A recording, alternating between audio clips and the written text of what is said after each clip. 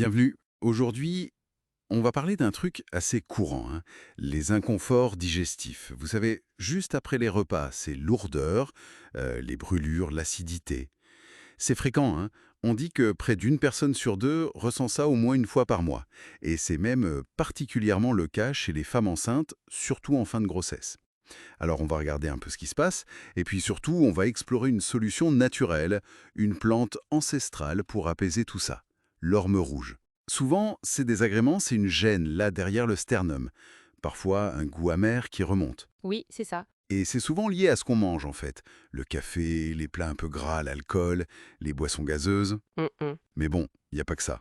Le stress aussi, les repas trop copieux, ou même juste le fait de s'allonger trop vite après avoir mangé, ça joue. Oui, oui. Et la nuit, parfois c'est là que c'est le plus gênant. C'est une description très juste, ça touche beaucoup de monde. Et physiologiquement, ces symptômes, ça indique souvent que la digestion, elle est un peu au ralenti ou qu'il y a un petit déséquilibre. Et ça peut faire augmenter l'acidité dans l'estomac, justement. D'accord. C'est là que l'hygiène de vie, elle devient vraiment centrale. Attendre au moins 2-3 heures avant d'aller se coucher, c'est important. Oui, Surélever un peu la tête du lit si besoin. Préférer manger plusieurs petits repas plutôt qu'un gros repas le soir. Apprendre à gérer son stress aussi. le stress toujours lui. Ah oui. Et puis une activité physique modérée, mais attention, pas juste après manger, hein. Et ne pas oublier l'équilibre du microbiote. Les fibres, c'est essentiel pour ça. Justement, en parlant de solutions naturelles, on en vient à l'orme rouge. Ulmus rubra, c'est son nom latin. On l'appelle aussi slippery elm en anglais. C'est ça. Il paraît que les Amérindiens l'utilisaient déjà beaucoup, pas seulement comme nourriture, mais aussi pour calmer les muqueuses irritées. Tout à fait. Et son secret, si j'ai bien compris, c'est le mucilage. Exactement, le mucilage, c'est une substance végétale assez fascinante. Quand elle est mélangée à de l'eau, elle gonfle, elle forme un gel un peu épais, visqueux. D'accord. Et ce gel, il va venir tapisser les parois, celles de l'œsophage, de l'estomac. Imaginez, une sorte de pansement. Un pansement naturel. Voilà, un pansement doux, protecteur, qui adhère bien aux muqueuses et qui va calmer l'irritation. L'irritation due à l'acidité, par exemple, si on a mangé un peu épicé. Je vois. Et c'est pas nouveau, hein. Son action, elle est reconnue depuis des siècles. Des gens comme Dioscoride, Linné, ils en parlaient déjà. D'ailleurs, fait intéressant, même la FDA, l'agence américaine, lui a donné le statut GRAS en 91. GRAS, c'est-à-dire? Generally Recognized as Safe. En gros, ça veut dire qu'après étude, on considère que c'est sûr pour la consommation. C'est quand même un gage de sécurité. Ah oui, d'accord. Donc l'effet principal, c'est cette barrière protectrice, ce pansement. C'est ça l'action apaisante directe. Mais il y a plus. Ce mucilage, il est aussi décomposé en partie dans l'intestin. Et ça libère des acides gras à chaîne courte. Ça, c'est super bénéfique pour les cellules de l'intestin, ça aide à réduire l'inflammation locale. Ah, intéressant. Et bien sûr, ça apporte des fibres en plus, ce qui est toujours bon pour le transit. Et concrètement, les bienfaits qu'on observe, c'est quoi? On dit que ça aide à améliorer les fonctions intestinales, Oui, ça peut aider à réguler le transit. à combattre l'acidité, le reflux. C'est ça. Exactement, c'est une aide précieuse pour ça.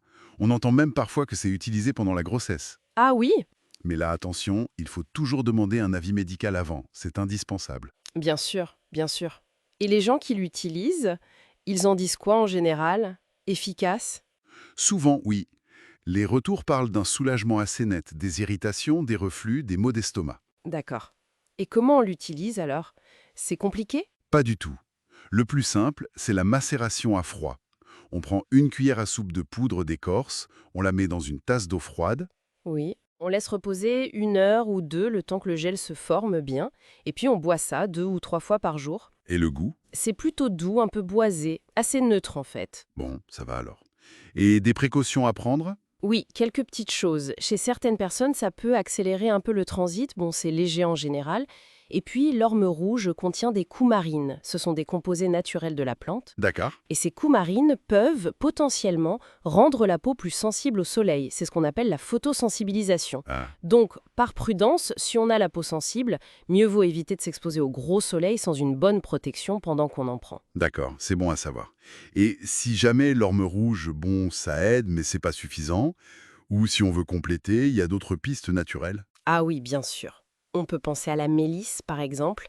Elle est super pour apaiser le stress et les spasmes digestifs qui vont avec. Mhm. Le fenouil aussi, c'est un grand classique pour la digestion, contre les ballonnements. Ou alors il y a l'argile, l'aloe vera. Eux aussi, c'est un peu l'effet pansement gastrique, non? Exactement. Et on peut aussi mentionner le lithotame, une petite algue rouge très riche en calcium, qui aide à tamponner l'acidité. Donc on voit bien que c'est une approche globale en fait. L'orme rouge, ces autres plantes, c'est un soutien, C'est ça. mais les habitudes de vie, ce que vous disiez au début, ça reste la base. Éviter certains aliments, manger plus léger, gérer le stress, la posture après le repas. Absolument. C'est vraiment un tout. Et peut-être une pensée pour conclure, au-delà de juste chercher à soulager un symptôme ponctuel, s'intéresser à des solutions comme l'orme rouge, ça nous invite à prendre soin de notre système digestif de façon plus globale. Mhm. Prendre soin de cet équilibre interne avec des approches naturelles, ça s'inscrit dans une vision plus large du bien-être. Parce qu'on sait de mieux en mieux aujourd'hui à quel point la santé de notre intestin influence plein d'autres aspects de notre santé générale. C'est fondamental. C'est une belle perspective. Merci beaucoup pour cet éclairage. Si cette discussion vous a plu, eh bien n'hésitez pas à la partager autour de vous, à vous abonner si ce n'est pas déjà fait, et pourquoi pas, à laisser un petit commentaire. C'est ensemble que nous faisons vivre la connaissance des plantes et ce retour au naturel. Merci beaucoup pour votre écoute et à très bientôt.